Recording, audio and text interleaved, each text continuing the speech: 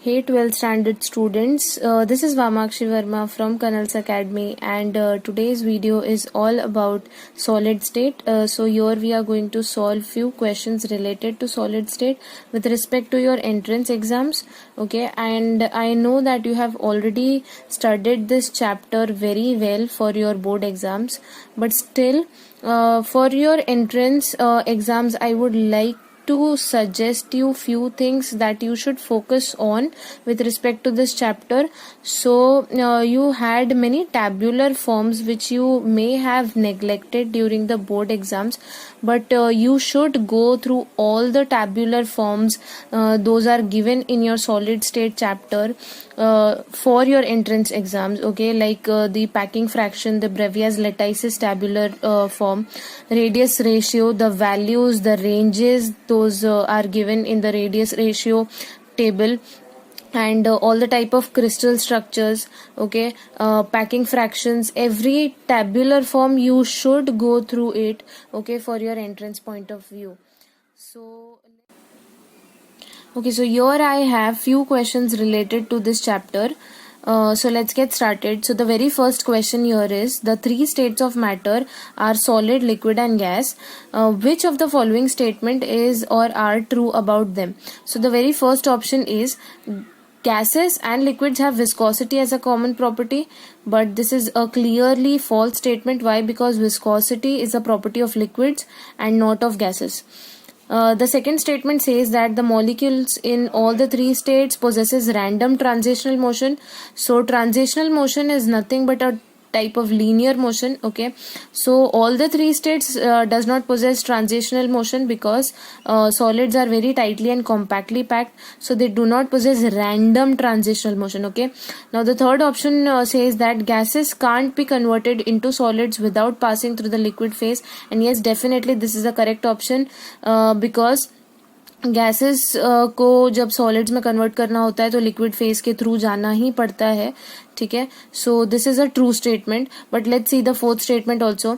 Solid and liquid have vapour pressure as a common property, but no, vapour pressure is a common property of gases but not of solids and liquids. So the correct option for this question is C.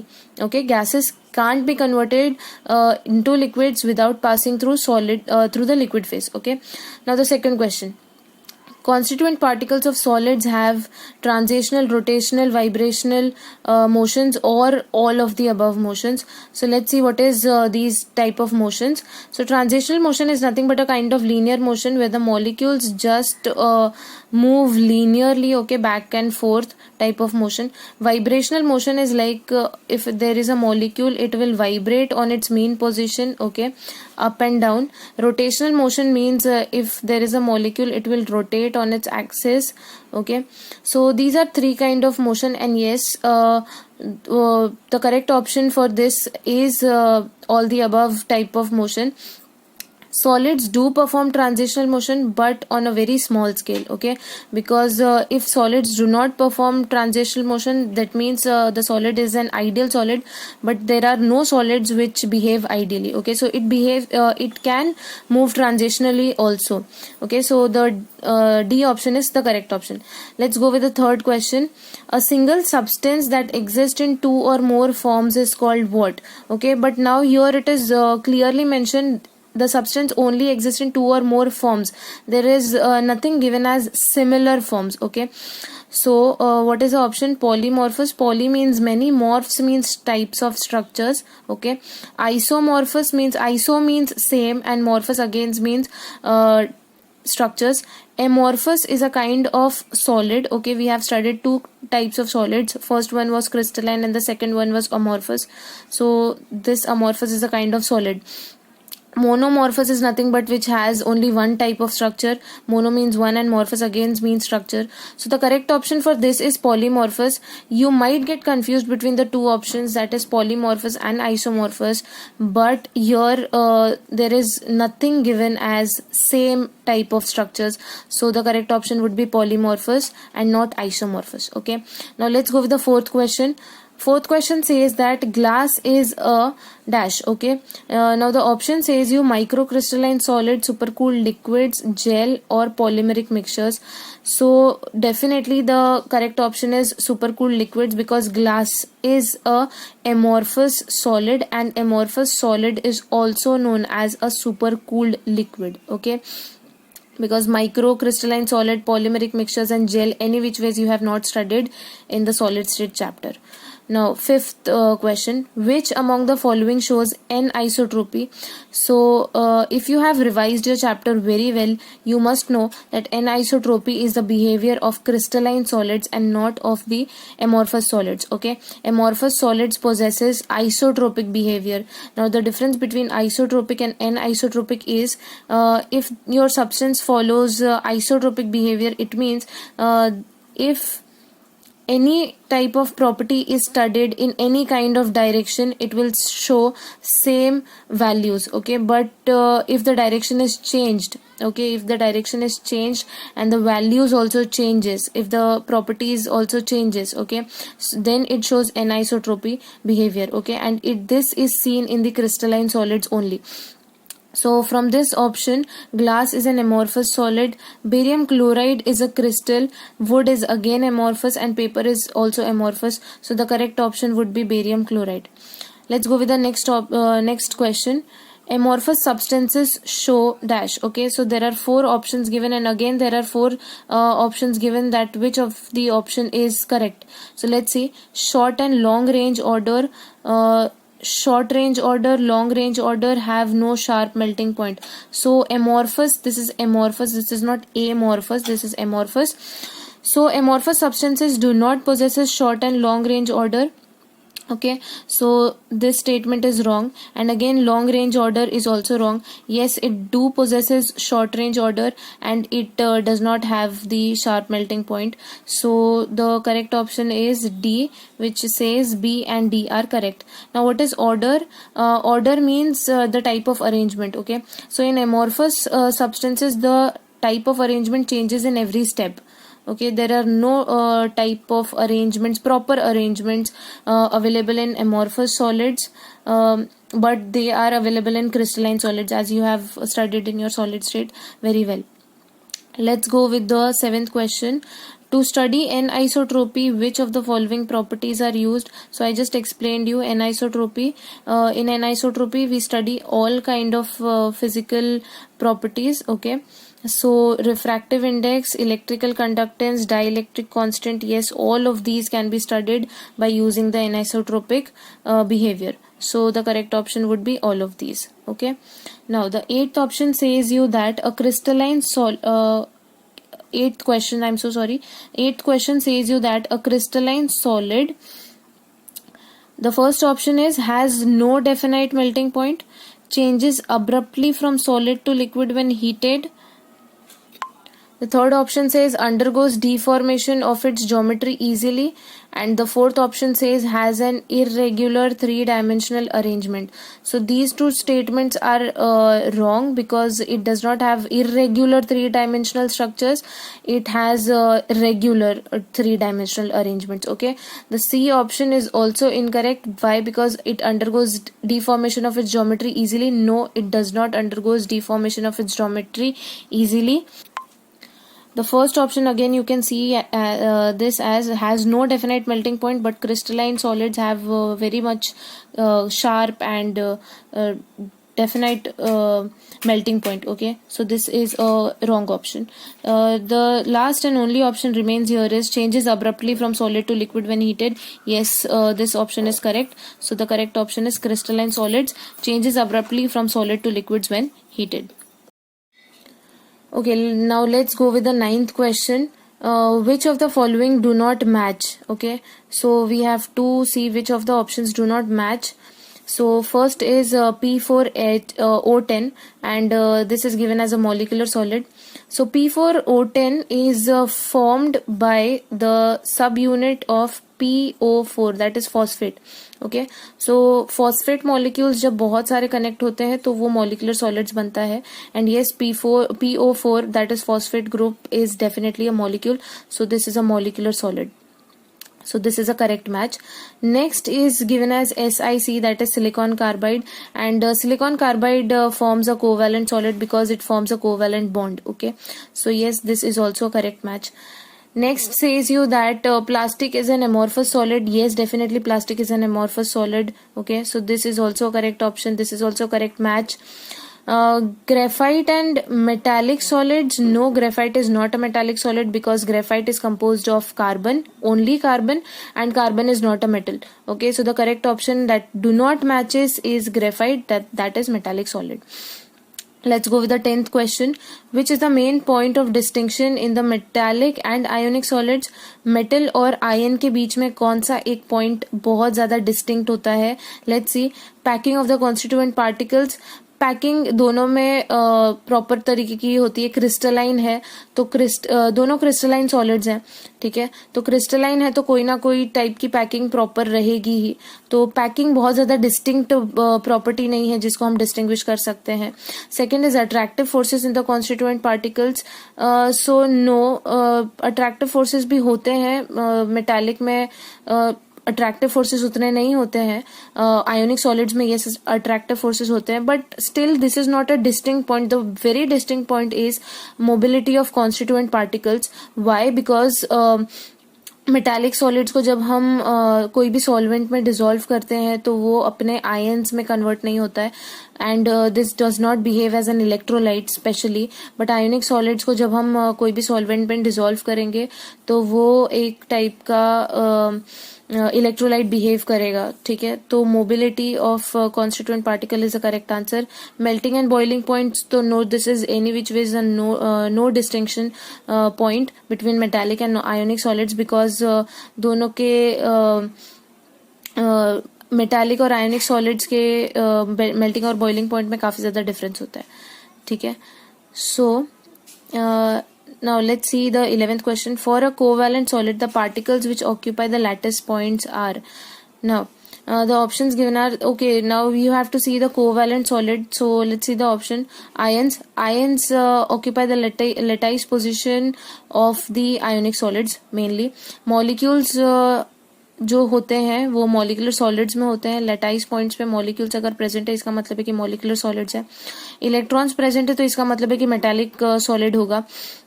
Covalent solids में atoms present होते हैं. Example यहाँ पे आपने एक देखा है silicon carbide. Silicon carbide is an example of covalent solid. So हर एक लेटाइस पॉइंट्स पे वहां पे एटम्स प्रेजेंट होंगे, तो the correct option is atoms. 12th question. Dry ice is an example of a crystalline solid which is dash. Okay, so dry ice is nothing but carbon dioxide. ठीक है, and carbon dioxide again is a molecule. So definitely molecule connect होते जाएंगे तो molecular solid बनेगा. So the clear answer is molecular solid. Okay, so this is the answer, molecular. Ionic solid नहीं बनेगा because carbon dioxide जो है वो ionic compound नहीं है. कोवैलेंट नहीं है बिकॉज यहाँ पे कोवैलेंट टाइप का कोई बॉन्ड नहीं बन रहा है. कोवैलेंट थोड़ा पार्शियली आयोनिक कैरेक्टर होता है ये मॉलिक्यूल में. ठीक है, मेटालिक नहीं है बिकॉज ये मेटल से नहीं बना हुआ है. ठीक है, let's see the next question. Among solids the highest melting point is established in. highest melting point किसमें establish होगा, कौन से टाइप के solids में? So यहाँ पे हम एक चीज कंसिडर करेंगे कि किसका सबसे ज्यादा toughest bond होगा जिसको ब्रेक करने में सबसे ज्यादा हीट एनर्जी लगेगी. तो डेफिनेटली कोवैलेंट सॉलिड्स के बॉन्ड्स इतने ज्यादा स्ट्रांग होते हैं कि उनके बॉन्ड्स को ब्रेक करने के लिए बहुत ज्यादा हाई अमाउंट में हीट एनर्जी रिक्वायर्ड होती है, जिसकी वजह से उनका मेल्टिंग पॉइंट काफी ज्यादा बढ़ जाता है. कोवैलेंट सॉलिड्स के बाद जिनका नंबर आता है वो होते हैं आयोनिक, उसके बाद आते हैं मॉलिक्यूलर, उसके बाद कहीं आते हैं सूडो सॉलिड्स. ठीक है, because pseudo solids are nothing but false solids and those are nothing but your amorphous type of substances. Okay, so first number पे highest melting point के आते हैं covalent, second one would be ionic, third one would be molecular and fourth is pseudo solids. Okay, so now let's go with the 14th question. 14th question says you that which of the following is not correct for ionic solids. So let's see the options. They possess high melting and boiling point. All are electrolytes, exhibit the property of isomorphism, exhibit directional properties of the bond. Okay, so they possess high melting point and boiling point. Yes, definitely, because अभी मैंने आपको explain किया कि first वाला जो होता है वो covalent solids का होता है, ठीक है, highest. Second is for ionic solids, third is for molecular, and then fourth comes your pseudo solids. Okay, so yes, ionic solids के high melting point और boiling point होते हैं, सारे के सारे electrolytes भी होते हैं, आइसोमॉर्फिज्म की प्रॉपर्टी भी उनमें होती है. एग्जाम्पल है ZnS, ठीक है, जिंक सल्फाइड इसका एग्जाम्पल है. लास्ट ऑप्शन जो है वो ये बोल रहा है exhibit directional properties of the bond. So ionic solids की डायरेक्शनल प्रॉपर्टीज नहीं होती है. So this is a correct option. Now what are directional properties? यहाँ पे हम एक एग्जांपल ले लेते हैं, सपोज NaCl. तो NaCl में अगर सपोज Na प्लस जो है वो आयन है और Cl माइनस उससे कनेक्ट होने के लिए आ रहा है, तो Cl माइनस को कोई डायरेक्शन की जरूरत नहीं है, ठीक है. ऐसा नहीं है कि उसको लेफ्ट साइड से ही आना है या ऊपर से आएगा, नीचे से आएगा या राइट साइड से आएगा, ऐसा कोई डायरेक्शन सेट नहीं किया हुआ है, वो कहीं से भी आ सकता है, ठीक है. और सराउंडेड, आपने NaCl का स्ट्रक्चर पढ़ा होगा, Na का कोऑर्डिनेशन नंबर जो होता है वो 6 होता है. इसका मतलब है कि 6 क्लोराइड मॉलिक्यूल्स आयन से वो सराउंडेड होता है, ठीक है. 6 क्लोराइड आयन से वो सराउंडेड होता है, जिसका मतलब है कि कोई डायरेक्शन सेट नहीं है. Okay, so it does not exhibit any properties of the bond. Okay. Okay, now let's see the 15th question. 15th question says that among which of the following crystals will be soft and low melting point. तो options देख लेते क्या दिए हुए. First वाला है covalent, second is ionic, third is metallic and fourth is molecular. Covalent solids are very hard, ठीक है. एग्जांपल्स जैसे आप ये समझ लो डायमंड, ठीक है. So diamond is a type of covalent solid and it is very hard, ठीक है. So ionic solids next, again it is hard. Metallic solids are definitely hard. Molecular solids का जो बॉन्ड होता है वो जैसे कार्बन डाइऑक्साइड का यहाँ पे हमने देखा था कि वो एक टाइप का मॉलिक्यूलर सॉलिड है, ड्राई आइस. तो ये कार्बन डाइऑक्साइड अलग अलग कार्बन डाइऑक्साइड के सब यूनिट से जुड़े हुए होते हैं, which forms a molecular solid at last. So ये मॉलिक्यूल के बीच में जो एक टाइप का बॉन्ड होता है, ये काफी ज्यादा इजीली हम इसको ब्रेक कर सकते हैं. थोड़ा भी हीट अगर हम इसको प्रोवाइड करेंगे तो ये जो बॉन्ड होता है वो इजीली ब्रेक हो जाता है. ओके, सो इसका लो मेल्टिंग पॉइंट भी होता है और ये काफी ज्यादा सॉफ्ट भी होता है. बाकी सबके मेल्टिंग पॉइंट्स जो होते हैं वो ज्यादा हाई होते हैं, जैसे अभी हमने यहाँ पे हाईएस्ट मेल्टिंग पॉइंट और इसमें भी देखा था कि इसका भी हाई मेल्टिंग पॉइंट और बॉइलिंग पॉइंट होता है. So yes, the correct answer is molecular solids. Okay. Now the 16th question says you which is the number of free electrons present in the each carbon atom in graphite. So graphite का structure आपको पता होना चाहिए कि hexagonal structure होता है, ठीक है. and hexagonal के sheets होते हैं, तो कुछ इस तरीके से उसका sheets होता है, ठीक है. And this is a repeating pattern और ये रिपीट होता रहता है. तो एक कार्बन जो है, अगर हम बीच का ये सेंट्रल कार्बन कंसिडर करें, सो यहाँ पे ये 3 बॉन्ड्स फॉर्म कर रहा है एंड कार्बन की वैलेंसी जो होती है वो होती है 4 में से अगर 3 वैलेंसीज उसकी सेटिस्फाइड है तो ऑब्वियस सी बात है कि एक वैलेंसी उसकी सेटिस्फाइड नहीं है. इसका मतलब है कि एक कार्बन जो है उसके पास 1 फ्री इलेक्ट्रॉन प्रेजेंट होता है. So here the options given are 0, 3, 2 and 1. So definitely the D option, that is 1, is correct. Okay. Now let's go with the 17th question. 17th question says that graphite is a soft solid lubricant. lubricant का मतलब होता है हम जैसे oiling करते हैं कोई भी मशीन्स में, सो ऑयल इज अ lubricant. तो वैसा ही कुछ ग्रेफाइट जो है वो भी एक ल्यूब्रिकेंट के फॉर्म में हम यूज कर सकते हैं. Okay, so graphite is a soft solid lubricant extremely difficult to melt. The reason for this anomalous behaviour is that graphite is what. Okay, so अभी हमने देखा कि उसका प्लीट्स जैसा स्ट्रक्चर होता है, शीट्स बनाता है वो, ठीक है. नाउ ये शीट्स जो होते हैं वो एक के ऊपर एक लेयर के फॉर्म्स में होते हैं, ठीक है. तो suppose 1 layer is this and the second layer would be this. Okay, so pencils के लेड में भी ग्रेफाइट होता है प्रेजेंट. जब भी हम इसको लिखते हैं तो ये काफी ज्यादा स्मूथली हम इससे लिख पाते हैं. द रीजन इज कि ये जो शीट्स हैं जब हम इसको रब करते हैं तो वो एक दूसरे में रब होता है. यही रीजन की वजह से इसको हम एज अ ल्यूब्रिकेंट भी यूज कर सकते हैं, ठीक है. So the very first option is only correct. Has carbon atoms arranged in large plates of rings of strongly bond carbon. Okay, rings के बहुत सारे प्लेट्स जो हैं वो स्ट्रांगली बाउंड होते हैं जिसकी वजह से वो आसानी से रब होता है एक दूसरे के ऊपर, ठीक है, लेयर्स जो है वो एक दूसरे के ऊपर इजीली रब हो पाते हैं, जिसकी वजह से हम उसको ल्यूब्रिकेंट के तौर पे यूज कर सकते हैं. तो A option is correct, but let's see the other options also. The B option says you that it is a non-crystalline substance. So no, it is not a non-crystalline substance. It is a crystalline substance. Next is, it is allotropic form of diamond. Yes, it is definitely an allotropic form of diamond. Has molecules of variable molecular masses like polymers. Yes, होता है. But ये सारी जो चीजें हैं वो lubrication के respect में नहीं है, ठीक है. ये ग्रेफाइट में प्रेजेंट होती है, बट ल्यूब्रिकेशन में इनका कोई भी मायने नहीं निकल के आता है, ठीक है. Now let's go with the 18th question. Which of the following is true for diamond? Diamond is a good conductor of electricity. It is soft. It is bad conductor of heat, or it is made up of C, H, and O. So this is not bass. It is bad. Okay, this is bad. So diamond is not a good conductor of electricity. ठीक है. So this is a false statement. Diamond is soft. Again, this is a false statement. Diamond is a bad conductor of heat. Yes, definitely this is a correct statement. True statement है ये.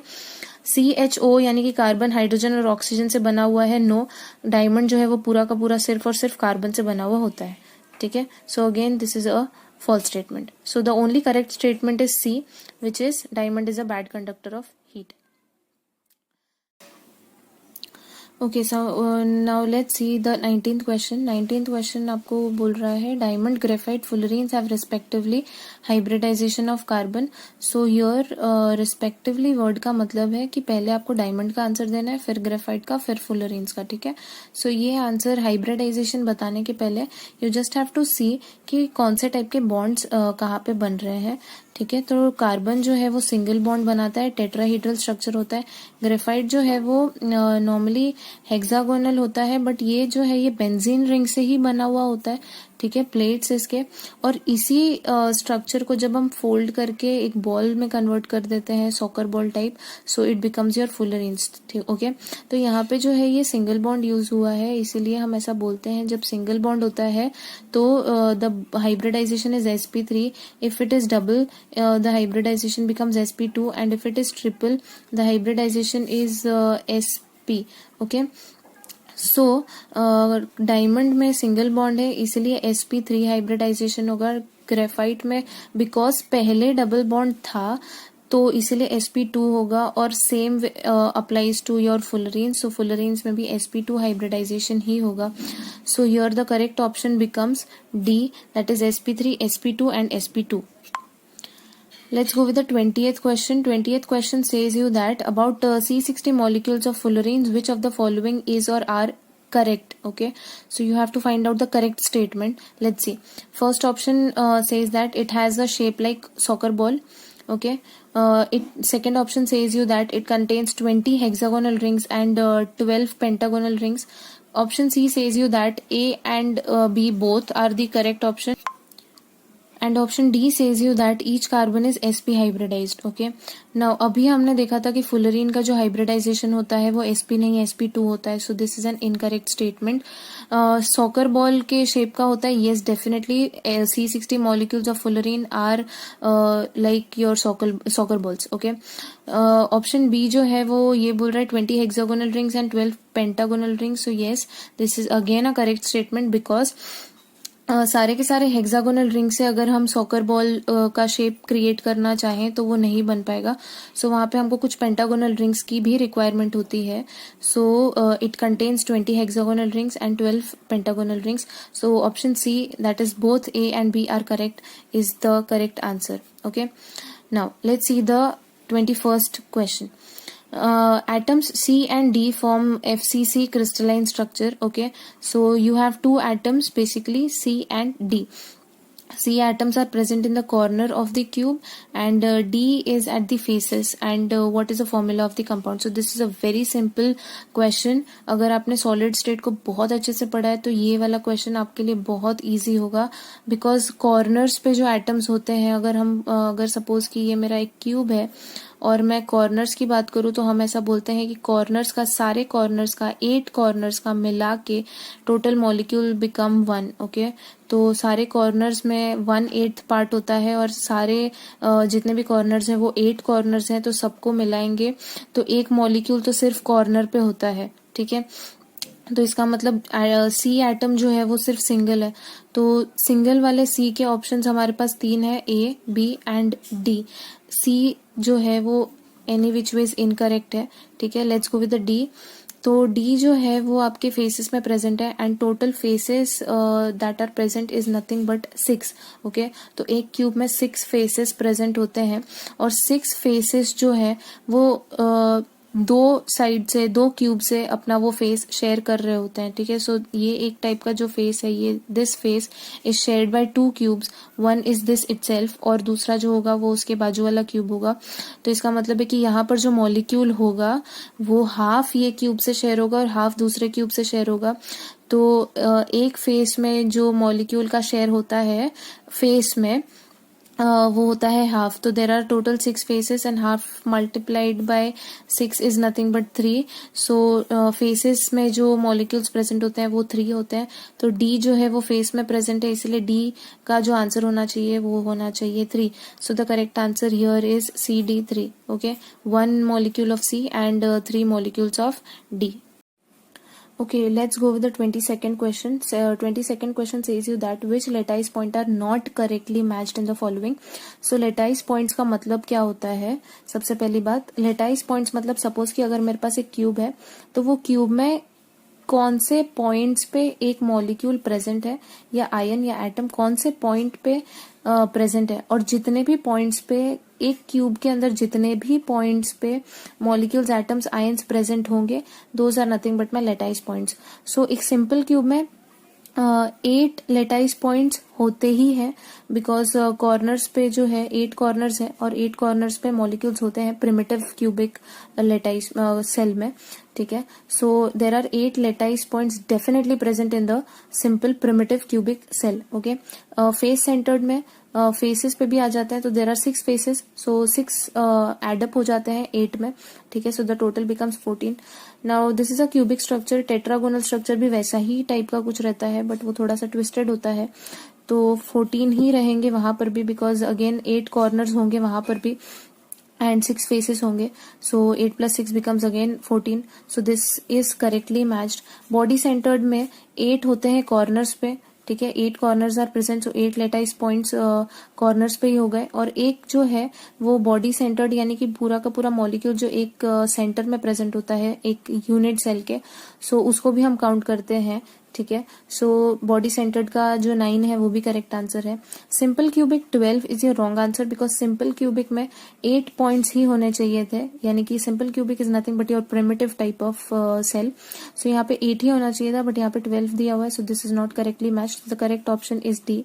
Okay, this is not correct. I was just explaining you. So this is the correct option.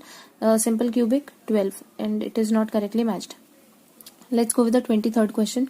The crystal structure of the compound with unit cell dimensions A is equal to 0.387, B is also 0.387 and C is given as 0.504. Okay, so यहाँ पे हमको ये पता चला है कि A is equal to B. Okay, and both are not equal to C. So ये type का जो कंडीशन है जो मैंने आपको सबसे स्टार्टिंग में इंट्रोडक्शन में बोला कि आप टैब्यूलर फॉर्म्स पढ़ो, टैब्यूलर टेबल्स, जितने भी टेबल्स आपको दिए हुए हैं सॉलिड स्टेट में सबका सब अगर आप पढ़ लोगे तो सॉलिड स्टेट के बहुत सारे क्वेश्चंस आप उसमें से ही सॉल्व कर सकते हो. ठीक है, सो ये जो है ये ब्रेवियस लेटाइस के टेबल में दिया हुआ है. ऐसे टाइप के कंडीशंस अलग अलग एंगल्स एंड अलग अलग एज लेंथ के हिसाब से. सो यहाँ पर जो है A is equal to B and both are not equal to C, इस टाइप का कंडीशन दिया हुआ है. But this question is basically wrong question. ठीक है, यहाँ पे जो आपको 4 ऑप्शंस दिए हैं ये 4 ऑप्शंस में 2 करेक्ट आंसर आ जाता है. हेक्सागोनल का भी सेम कंडीशन है और ऑर्थोरोम्बिक का भी सेम कंडीशन ही है. क्यूबिक का कंडीशन हो जाता है A is equal to B is equal to C. Rhombohedral is also A is equal to B is equal to C. But hexagonal और ऑर्थोरोम्बिक दोनों का ऑप्शन होता है A is equal to B is not equal to C. Okay, so both are correct option. बस इतना आप ध्यान में रखना, यहाँ पे मिसप्रिंट हो गया है, एग्जाम में मिसप्रिंट नहीं होगा. सो अगर आपको ये याद होगा तो आप इजीली आंसर फाइंड आउट कर सकते हो. Okay, now let's go with the 24th question. For 24th question says you that in a face-centered cubic lattice, a unit cell is equally shared by how many faces? So ये answer बहुत simple है, हमको पता है कि कितने faces होते हैं और कितना शेयर होता है. So there are 6 faces, so 6 is the correct answer.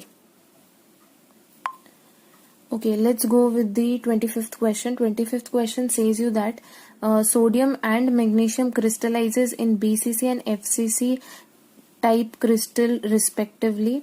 The number of the atoms in the unit cell of the respective crystal is. Okay, now sodium and magnesium BCC FCC respectively बोला हुआ है. इसका मतलब sodium जो है वो BCC type का lattice form कर रहा है और मैग्नीशियम जो है वो FCC टाइप का लेटाइस फॉर्म कर रहा है. सो नंबर ऑफ एटम्स पूछा है. BCC में number of atoms are 2 and FCC में the number of atoms are 4. Okay, so respectively पूछा है तो सबसे पहले आप BCC का ही आंसर दोगे, उसके बाद FCC का. So the correct option here is 2 and 4. Okay, one more option is given to you 4 and 2. बहुत सारे मिस्टेक्स यहाँ पे हो जाते हैं, आपको आंसर अच्छे तरीके से पता होता है कि आंसर 2 and 4 होगा, बट आप जल्दी जल्दी में 4 and 2 पे मार्क कर देते हो. सो यहाँ पे बहुत ज्यादा केयरफुल रहना है. ठीक है. Okay, now let's go with the 26th question. MgO, magnesium oxide, NaCl have similar structure. In magnesium oxide, magnesium is surrounded by how many oxygen atoms? So, यहाँ पे आपको NaCl का स्ट्रक्चर अच्छे तरीके से मालूम होना चाहिए. NaCl जो है, NaCl में Na और Cl जो होता है, Na प्लस और Cl माइनस, इन दोनों का जो कोऑर्डिनेशन नंबर होता है वो होता है 6. ओके, कोऑर्डिनेशन नंबर का मतलब क्या है? एक Na को कितने क्लोराइड आयंस सराउंड करते हैं, या फिर एक क्लोराइड आयंस को कितने सोडियम आयंस सराउंड करते हैं. ठीक है. सो सोडियम क्लोराइड में Na का भी कोऑर्डिनेशन नंबर 6 है, क्लोराइड का भी कोऑर्डिनेशन नंबर 6 है. अगर NaCl और MgO का स्ट्रक्चर जो है वो अगर सिमिलर है तो मैग्नीशियम ऑक्साइड में मैग्नीशियम जो है वो कितने ऑक्सीजन से सराउंडेड होगा? Obviously the answer is 6. Okay, let's go with the 27th question. 27th question says you that the number of atoms present in a unit cell of monoatomic substance or element of a simple cube respectively are. Okay, so the number of atoms in the unit cell of monoatomic substance आपको पूछा हुआ है simple cube में कितना होता है. So you have to go sequence wise. तो हमने सिंपल क्यूब में 3 टाइप के क्यूबिक लेटाइस पढ़े हैं. सबसे पहला होता है प्रिमिटिव, फिर होता है BCC. ठीक है, तो सबसे पहले आता है प्रिमिटिव, फिर आता है BCC, फिर आता है FCC. ये 3 टाइप के हमने पढ़े हैं और क्लियरली यहाँ पे एक ऑप्शन दिया हुआ है 1, 2 and 4. तो प्रिमिटिव में ऑब्वियसली 1 मॉलिक्यूल प्रेजेंट होता है, 8 कॉर्नर्स हैं, 8 कॉर्नर्स का मिला के 1 होता है. BCC में the total number of molecules और elements are present, those are 2. And FCC में जो होते हैं वो टोटल होते हैं 4. So the correct option is 1, 2 and 4. 8, 9, 14 and these are not correct answers. Okay. Okay, now यहाँ पे मैं आपको एक और चीज बता दूं कि अगर आपको यहाँ पे नंबर ऑफ एटम्स नहीं पूछा होता, नंबर ऑफ लेटाइस पॉइंट्स पूछे होते, तो ये वाला आपका करेक्ट आंसर होता. ठीक है, बिकॉज अभी हमने एक एग्जांपल में देखा था कि नंबर ऑफ लेटाइस पॉइंट्स अलग होता है. ठीक है, number of lattice points are nothing but the total number of points जहां पे मॉलिक्यूल्स प्रेजेंट है, मॉलिक्यूल्स या एटम्स कुछ भी जहां पे प्रेजेंट होते हैं. ठीक है, सो प्रिमिटिव में डेफिनेटली वो 8 होता है, BCC में 9 होता है और FCC में 14 होता है. बट यहाँ पे आपको पूछा है number of atoms present in a unit cell. So number of atoms in primitive is 1, BCC में 2 होते हैं, FCC में 4 होता है. So keep this in mind. Okay, and be careful while reading your questions. Let's go with the 28th question. NaCl crystal belongs to the crystal system. Which crystal system does NaCl belong to? तो आपको यहाँ पे options दिया हुआ है tetragonal, cubic, orthorhombic, monoclinic. Obvious सी बात है, हमने पूरे चैप्टर में सिर्फ क्यूबिक को ही बहुत अच्छे से पढ़ा है, तो क्यूबिक ही आंसर होगा. बट क्यूबिक में भी कौन सा क्यूबिक होता है वो भी आपको पता होना चाहिए. NaCl जो है वो FCC टाइप का स्ट्रक्चर फॉर्म करता है. ठीक है। So keep this in mind, NaCl का जो स्ट्रक्चर होता है वो FCC होता है, face centred cubic. Here the correct option is B, cubic. Okay, let's go with the 29th question. The structure of MgO, magnesium oxide, is similar to NaCl. The coordination of number of magnesium is. So this question is again repeated. यहाँ पे same question पूछा हुआ था oxygen के terms में, यहाँ पे same question पूछा हुआ मैग्नीशियम के टर्म्स में. सो the answer is 6. Okay, now 30th question. When molten zinc is cooled to solid state, it assumes HCP structure. The number of nearest neighbors of zinc atom will be 4, 6, 8 and 12. Okay, तो यहाँ पे जो answer है उसके लिए मैंने आपको सबसे पहले इंट्रोडक्शन में बोला था कि जितने भी टैबुलर फॉर्म्स हैं आपके सॉलिड स्टेट के चैप्टर में वो आप अच्छे से रीड कर लो. ठीक है, तो आपको ये वाला आंसर तुरंत मिल जाएगा. वहां पे दिया हुआ है कि HCP टाइप के जो स्ट्रक्चर्स होते हैं उनका कोऑर्डिनेशन नंबर जो होता है वो होता है 12. ठीक है, so the correct answer is 12. Okay, let's go with the 31st question. It says that the calcium Ca2 plus F minus ions, this is F minus. Okay, so the Ca2 plus F minus ions located in CaF2 crystal respectively at face centered cubic lattice points and in dash. Okay, so यहाँ पे आपको voids के नाम दिए हुए हैं, tetrahedral voids, octahedral voids, half of tetrahedral voids, half of octahedral voids. Okay, so this is a type of molecule, this is a type of compound which is known as a fluoride structure. ठीक है, तो हम इसको बोलते हैं fluoride structure. ये एक type का फ्लोराइड स्ट्रक्चर है. तो फ्लोराइड स्ट्रक्चर जो है उसमें जो नेगेटिव आयंस होते हैं वो टेट्राहेड्रल वॉइड्स में प्रेजेंट होते हैं. ठीक है, so tetrahedral voids is the correct answer. Okay, ये अलग अलग टाइप के स्ट्रक्चर्स हैं जिनका एक टेबल दिया हुआ है. तो वो टेबल नेट पे भी मिल जाएगा आपको अगर आप सर्च करोगे तो, टाइप ऑफ क्रिस्टल सिस्टम्स करके. सो अलग अलग टाइप के क्रिस्टल सिस्टम्स आते हैं जहाँ पे NaCl का एक अलग टाइप होता है, फ्लोराइड का अलग टाइप होता है, फ्लोराइड क्रिस्टल्स का एक होता है एंटी फ्लोराइड. ठीक है, तो वो उसका एक क्वेश्चन यहाँ पे दिया हुआ है. तो यहाँ पे जितने भी नेगेटिव आयंस होते हैं, एनायंस होते हैं, वो टेट्राहेड्रल वॉइड्स में जाके बैठ जाते हैं. ठीक है, let's go with the. Okay, now let's see the 32 question. If Z is the number of atoms in the unit cell that represents the closest packing sequence ABC, the number of tetrahedral voids in the unit cell is equal to. Okay, now अगर आपके unit cell में Z number of atoms present है, so tetrahedral voids जो होंगे वो 2Z हो जाएंगे और ऑक्टाहेड्रल वॉइड्स जो होंगे वो Z होंगे. ठीक है, सो ऑक्टाहेड्रल जो होंगे वो Z होंगे. ठीक है, और ये हो जाएगा टेट्राहेड्रल वॉइड्स. इसका मतलब है कि जितने नंबर ऑफ एटम्स होंगे उतने ही नंबर ऑफ ऑक्टाहेड्रल वॉइड्स होंगे और twice the number of tetrahedral voids होंगे. सो यहाँ पे आपको पूछा है tetrahedral voids, so the answer is B, 2Z. 33. In a compound, the atoms of element Y from CCP lattice and those of the elements of X occupy the 2/3 of the tetrahedral voids. The formula of the compound will be. Okay, so आपको यहाँ पे options दिया हुआ है X3, Y4, X4, Y3, X2, Y3 and X2Y. तो इसको solve करके देख लेते हैं. यहाँ पे कुछ इस तरीके से है. अगर ये 2/3 ऑक्यूपाई कर रहा है और टेट्राहेड्रल वॉइड्स ऑक्यूपाई कर रहा है, अभी जस्ट मैंने आपको बोला था कि टेट्राहेड्रल वॉइड्स ट्वाइस होते हैं, जितने भी मॉलिक्यूल्स होंगे उसका ट्वाइस हो जाएगा.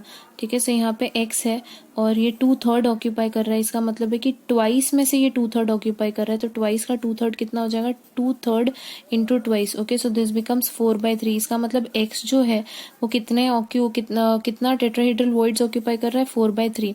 ओके, और Y जो है वो भी एक एलिमेंट है जो कि एक मॉलिक्यूल फॉर्म कर रहा है. सो अगर मैं Y को भी यहाँ पे ले लूँ, अगर सिर्फ इसको इक्वलाइज करना है तो ये 3 तो हम वैसे भी फ्रैक्शन में लिख नहीं सकते.